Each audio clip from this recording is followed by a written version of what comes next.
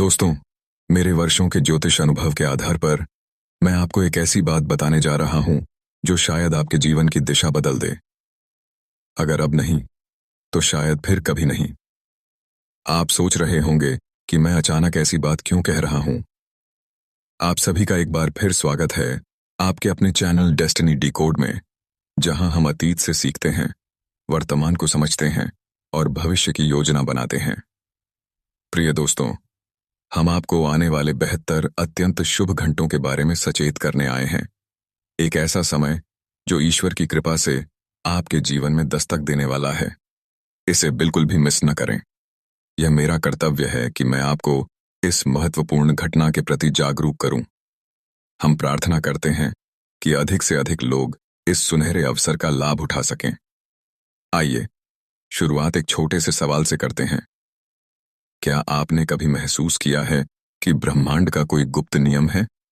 कुछ लोगों के पास धन चुंबक की तरह खींचा चला आता है, जबकि कुछ लोग जीवन भर संघर्ष करते रह जाते हैं। क्या आपको भी लगता है कि आपकी मेहनत और आपकी दुआएं किसी अदृश्य दीवार से टकराकर लौट आती हैं? आप पूजा करते हैं, मंत्र पढ़ते हैं, दिन रात मेहनत करते हैं, फिर भी ऐन वक्त पर काम बिगड़ जाता है। रुकिए, क्योंकि 14 मई 2026 की सुबह कुछ ऐसा होने जा रहा है जो आने वाले कई दशकों तक दोबारा नहीं होगा। सिर्फ 72 घंटों के लिए ब्रह्मांड में समृद्धि का एक दिव्य द्वार खुल रहा है, जिसे शास्त्रों में महालक्ष्मी राजयोग कहा गया है। ज्योतिष के अनुसार यह समय आपके जीवन की आर्थिक बाधाओं को समाप्त करने की क्षमता रखता है। क्या आप जानते हैं कि कई बार प्रार्थनाएं क्यों असर नहीं करती? क्योंकि प्रार्थना केवल शब्द नहीं, एक फ्रीक्वेंसी है। जैसे रेडियो पर सही सिग्नल न मिले तो सिर्फ शोर सुनाई देता है, वैसे ही जब आपकी ऊर्जा, आपका घर और कॉस्मिक टाइमिंग एक साथ मेल नहीं खाते, तो आशीर्वाद द्वार तक आकर भी लौट जाता है।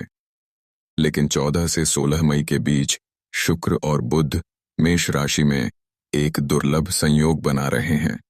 शुक्र वैभव का और बुध बुद्धि और व्यापार का प्रतीक है। जब ये दोनों शक्तियां मिलती हैं, तो बंद रास्तों में भी हलचल शुरू हो जाती है। अब सवाल है, इन 72 घंटों में आपको क्या करना है?